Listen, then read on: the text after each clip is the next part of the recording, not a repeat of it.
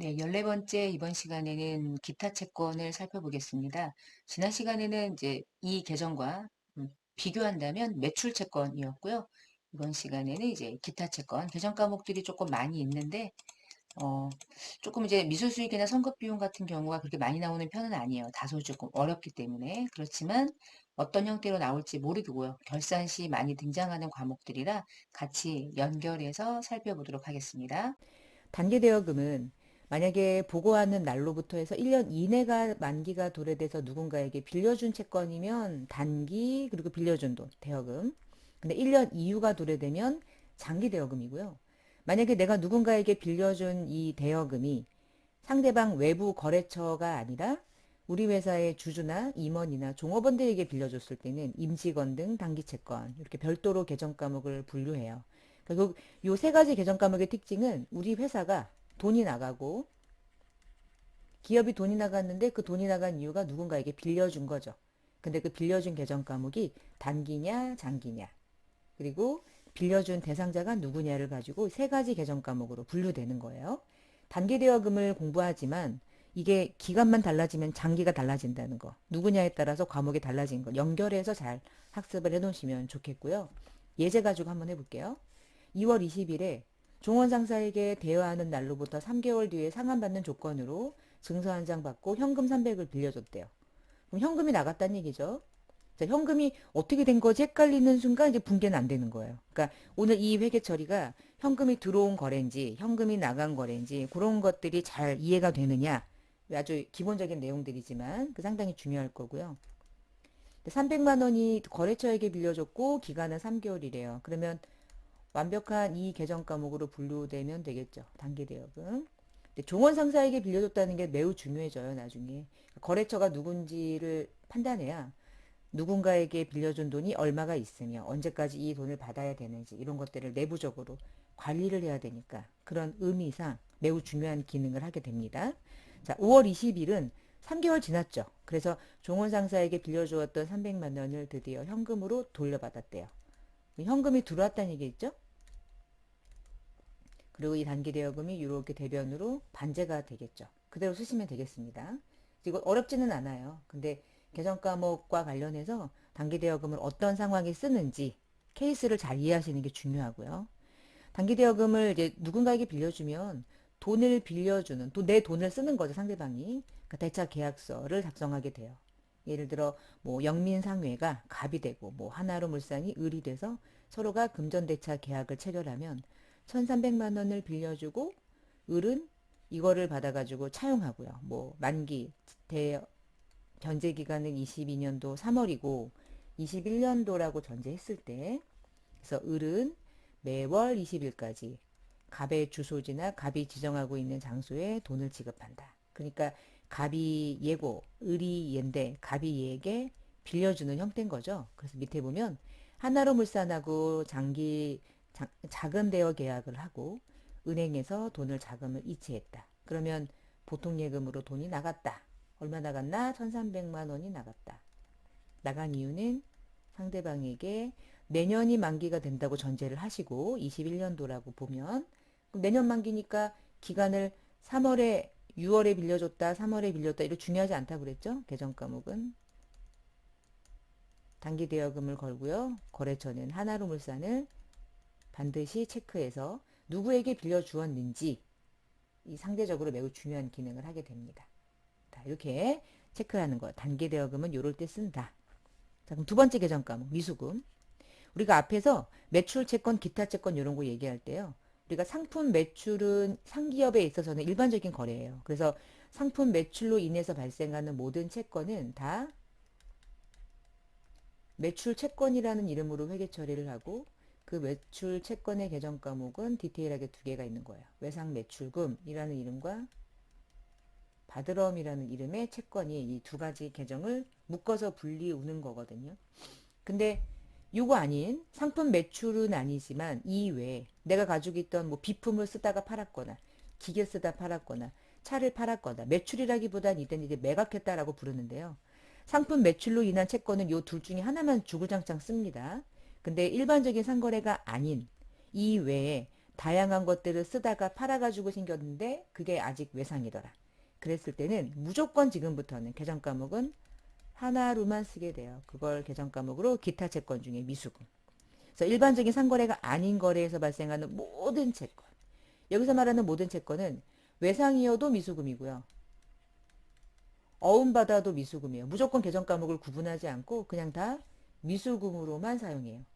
매출채권은 외상일 땐 외상매출금, 어음받으면 받을어음 이렇게 쓰는데 나머지 기타 채권은 무조건 미수금만. 예제 하나 볼까요? 종원 상사에게 내가 사용하고 있던 비품은 취득을 했을 때 100만 원짜리인데 그걸 150에 외상으로 팔았고요. 아직 공부하기 전이니까 감가상각 같은 거는 무시하래요. 그럼 그 전에 제가 비품을 샀을 때 어떻게 분류하냐면 비품이라는 계정 과목으로 비품을 잡아놔요. 내가 쓰려고 산 거니까 이렇게. 했는데 오늘 150에 얘를 팔아먹었대요. 그럼 비품이라는 자산이 회사 내부에서 소멸되는 거거든요. 그래서 대변에 그냥 비품이라는 자산을 소멸시켜요. 나중에 이제 뒤에서 공부할 거지만 미리 보면. 근데 이거를 150에 팔았다네요.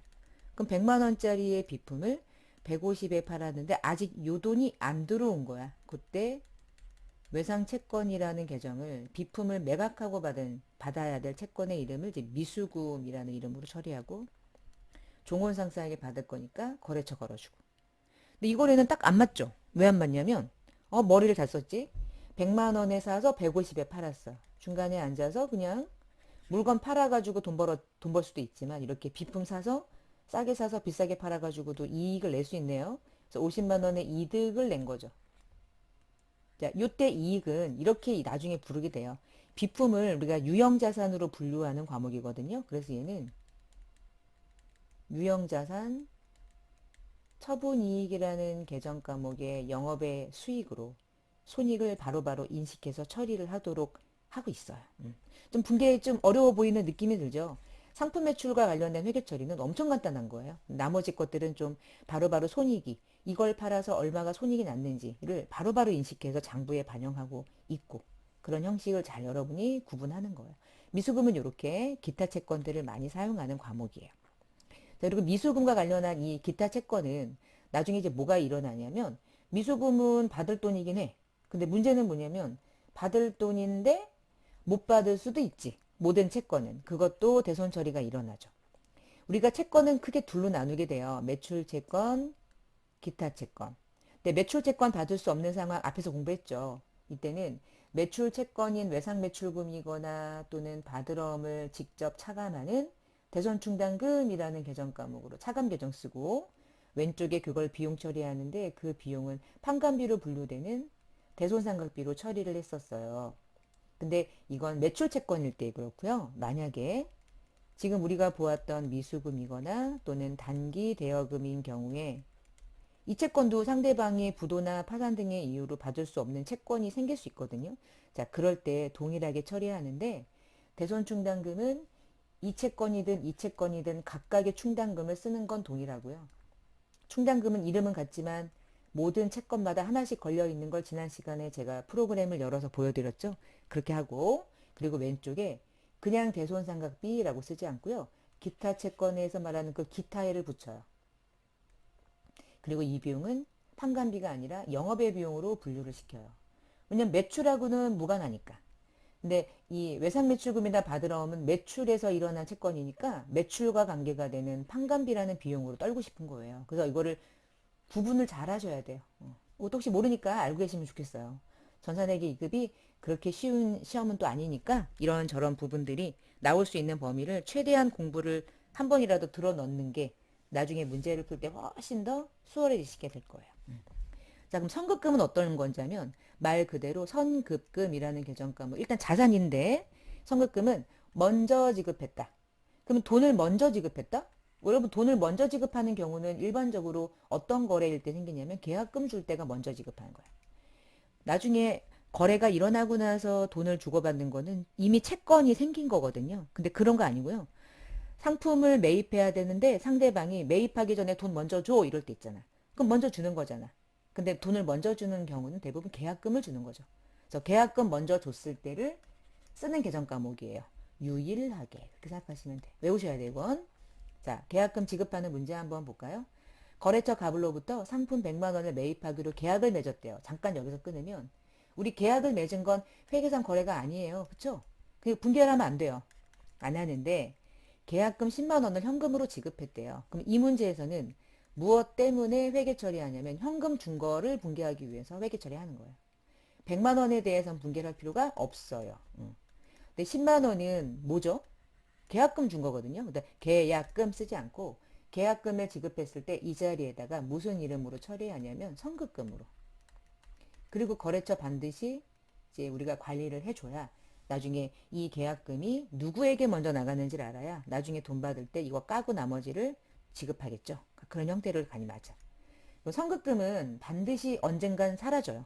왜냐면 상품이 들어오면 대가를 지불하기 전에 선급금 지급한 거 빼고 나머지만 주겠죠. 그래서 상품이 드디어 들어왔대. 100만 원어치. 근데 계약금 준 거 있으니까 빼고 나머지만 현금 줬대요. 그럼 여러분 오늘 드디어 상품이라는 자산이 들어온 거죠. 기업 내부에. 상품 들어오면 상품 잡으시면 된다고 그랬죠. 재고자산으로. 뒤에 공부할 건데 이미 여러분은 또 알고 가면서 미리미리 회계처리 연습을 하는 거니까. 그럼 재고자산을 잡았다. 근데 대변에 현금을 지급해야 되는데 현금 100만 원을 왜 줘요? 90만 원만 주면 되죠. 이유는 먼저 계약금 준 거 있잖아요. 그러면 그걸 분기에 반영해야 되는 거. 얘가 죽어야죠. 이렇게 오른쪽으로. 그래서 선급금이 대변으로 반제가 될 수 있게끔 처리하시고 거래처 걸어야 돼요. 값을. 이렇게. 그래서 선급금은 언젠간 사라집니다. 그리고 뭐가 돼요? 상품이 되는 거예요.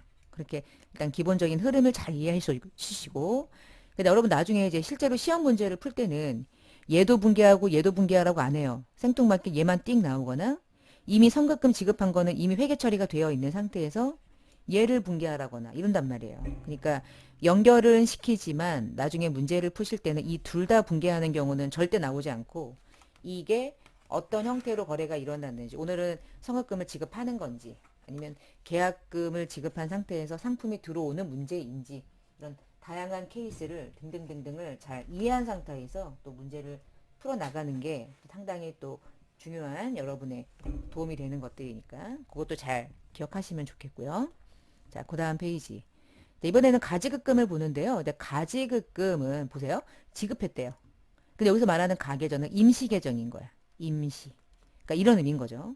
종업원들이 출장을 가는데 출장비를 일단 정확한 금액은 갔다 와야지 알기 때문에 출장비를 대략적인 금액을 먼저 지급하고 나중에 갔다 오면 정산해. 그러면 출장비를 지급할 때 대략의 금액이긴 하지만 일시적으로 돈 나간 거 처리는 해야 되잖아요. 그래서 그때 쓰는 이름이 일단 가지급금. 그랬다가 갔다 오면 가지급금을 터는 거죠. 선급금, 계약금, 나중에 상품 들어오면 털듯이. 자, 이거 한번 해볼게요. 영업부 홍길동 직원에게 출장비 20만 원을 현금으로 줬는데 나중에 정산하기로 했대요. 그럼 나중에 정산할 때 분개하면 안 돼요. 돈이 나간 것 자체가 회계상 거래니까. 현금의 감소가 일어나잖아요. 그러면 현금 20만 원 나간 걸 이유를 잡아야 되는데 그 이름을 이거 잡겠다는 거야. 야, 출장비 줬어? 갔다 오면 정산할 거지? 가지급금 요렇게. 일반적으로 이제 시험 볼 때 거래처 입력하세요. 그러면은 반드시 홍길동이라는 이름이 이제 거래처로 관리 대상으로 입력이 되면 돼요. 나중에 프로그램 할 때 다시 해볼 거고요. 그럼 출장 갔다 오면 출장비 정산하거든요. 근데 보니까 출장 갔다 와가지고 정산했는데 20만 원 가져갔었잖아. 근데 잔액이 만 원이 남았는지 현금으로 받았대.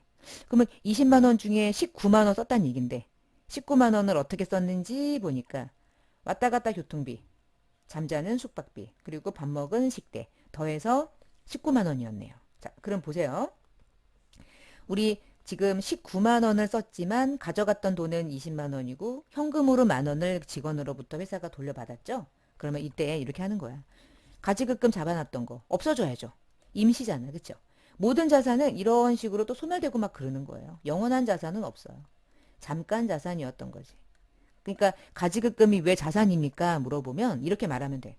아, 이게 나중에 현금이 된다는 뜻이 아니라 나중에 비용 처리해야 되기 때문에 일시적으로 자산으로 잡은 거예요. 이렇게 말하시면 되는 거예요.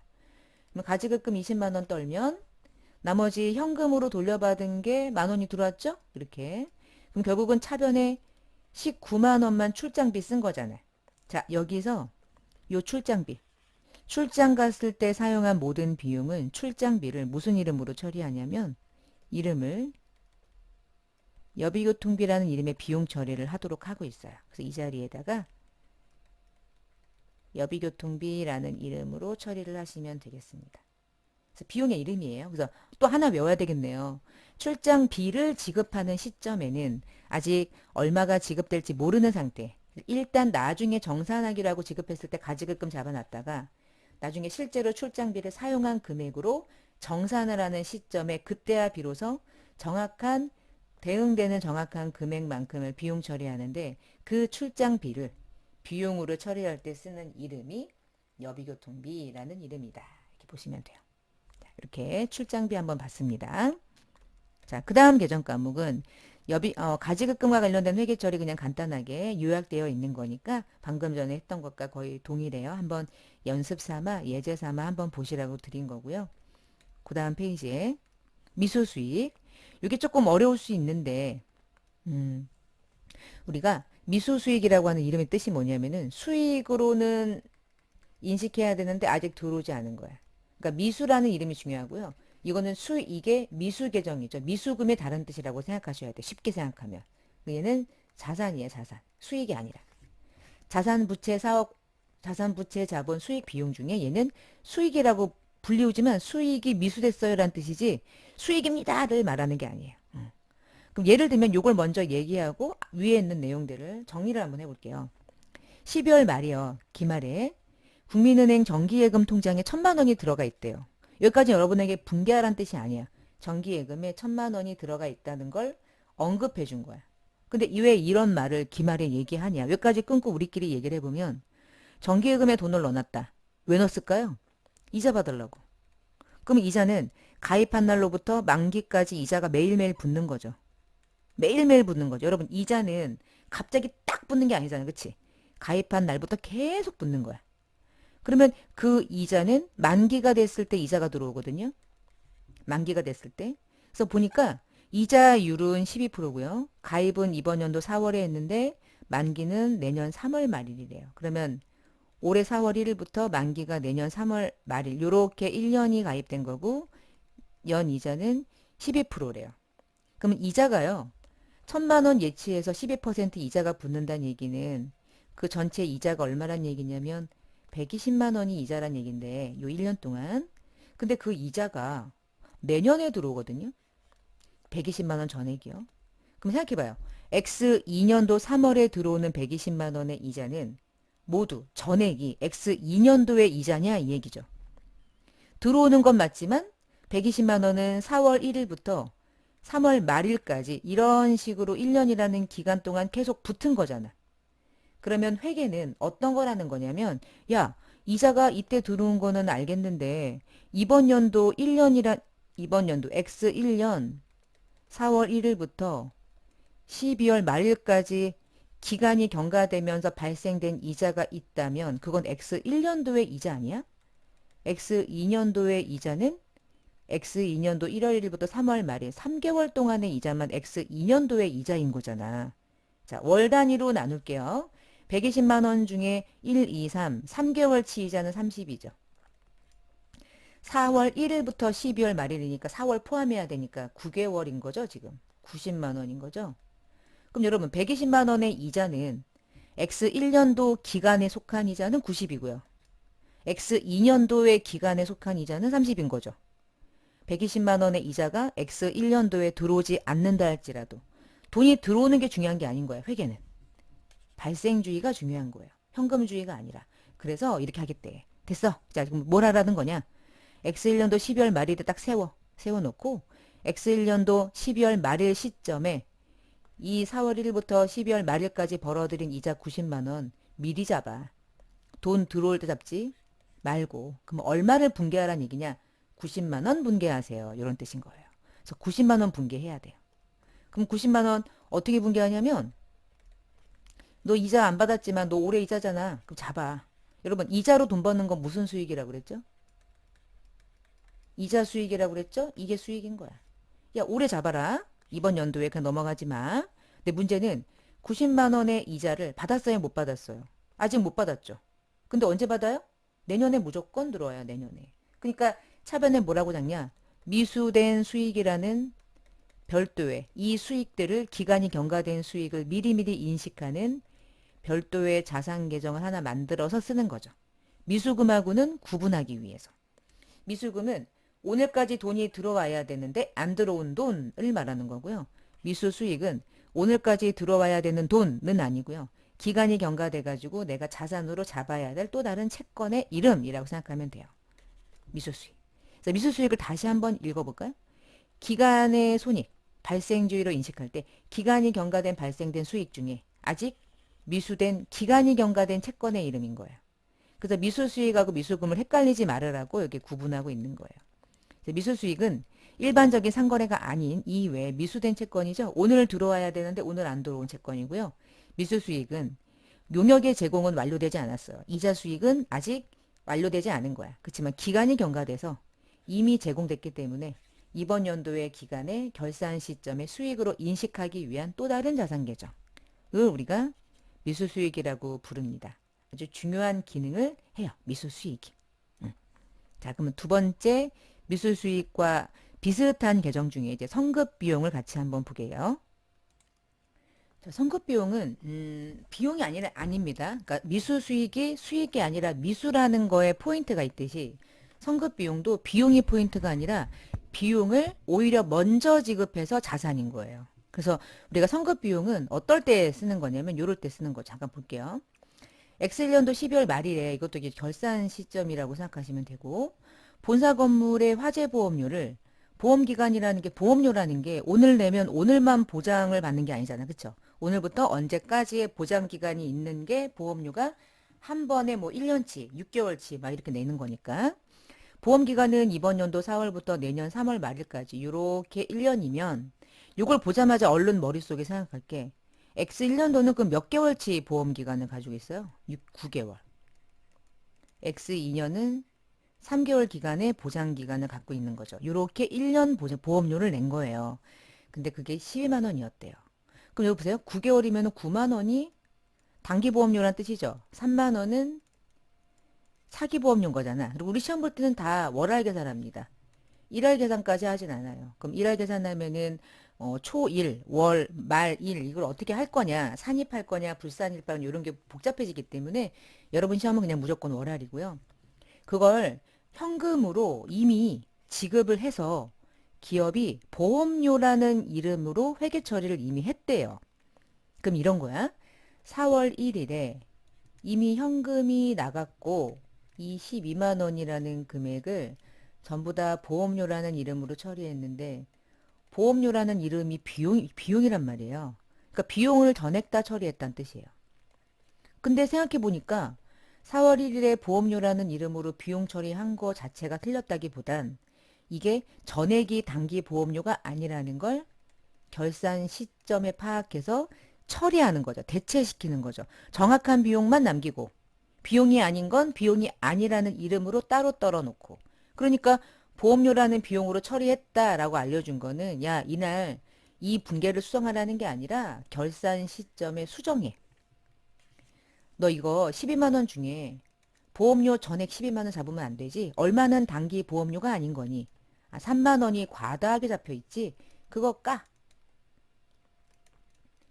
3만 원 제거해. 3만 원 제거하고 그 3만 원 제거한 거 비용 말고 다른 이름의 자산으로 일단 잡아놔. 내년 비용이니까.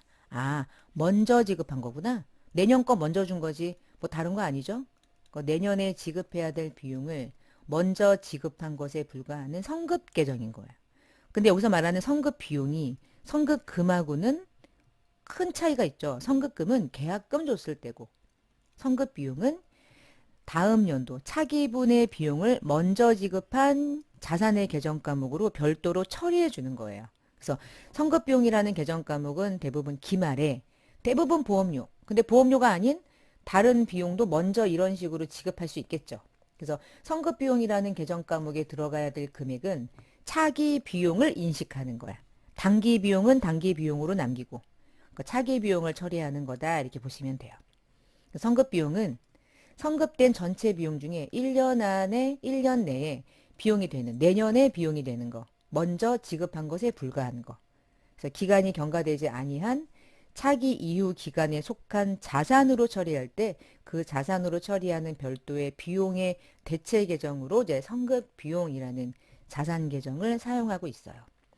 지금 선급 비용이랑 요 미수 수익이라는 요 두 가지 계정 과목은 결산하는 시점의 회계 처리, 결산 수정 분계 사항으로 상당히 많이 나올 수 있는 문제 유형이니까 나중에 또 결산 관련된 문제 푸시면서 다시 한번 보겠지만 요 두 가지 계정 과목에서 지금 수준에서 만약에 요 계정 과목이 좀 정확하게 인식이 덜 된다 할지라도 우리가 정확하게 알고 넘어가야 될 거 사실은 한 개인 거야. 자산이라는 거, 비용이 아니라는 거, 미수수익, 수익이 아니라는 거야. 자산이라는 거, 그 자체만 좀 정확하게 알아도 뒤에 문제를 풀 때 조금 더 그래도 부담스럽지 않고 좀 수월하게, 나름 수월하게 가실 수도 있을 거예요. 자, 학습 정리 좀 해볼게요. 요 안에 들어갈 게 뭘까요? 현금의 지출이 있었으나 계정 과목이나 금액이 미확정됐을 때 예로 처리해 일시적으로 처리하는 계정 과목 뭐였죠? 돈은 나갔어. 근데 아직 어떠한 이름과 얼마로 나갈 정확하게 확정은 아직 안 한 상태야. 근데 돈은 나갔어. 그게 가지급금이라는 가계정, 일시적인 가계정으로 사용하는 이름이었죠. 두 번째, 가와 나를 분개했을 때 차변에 들어갈 이름으로 맞는 걸 골라보래요. 분개를 하면 되겠네요. 자, 가. 출장 가는 사원에게 출장비를 어림잡아서 현금으로 지급했대요. 그럼 현금은 대변에 나갔을 거고 출장비를 어림잡아 지급했다는 얘기는 가지급금으로 처리했다는 뜻이죠. 두 번째, 거래처를 거래처에게겠죠. 거래처에게 상품을 주문하고 계약금으로 현금을 지급했대요. 현금 나갔죠. 근데 계약금을 지급했을 때 차변에 그 계약금을 처리하는 계정 과목으로 우리가 선급금이라는 과목을 사용해요. 가지급금과 선급금으로 맞게 짝지어진 걸 찾는 거였죠. 답은 3번이 되겠네요. 음. 네, 학습 정리 이제 마무리하고요. 다음 시간에 뵙겠습니다. 감사합니다.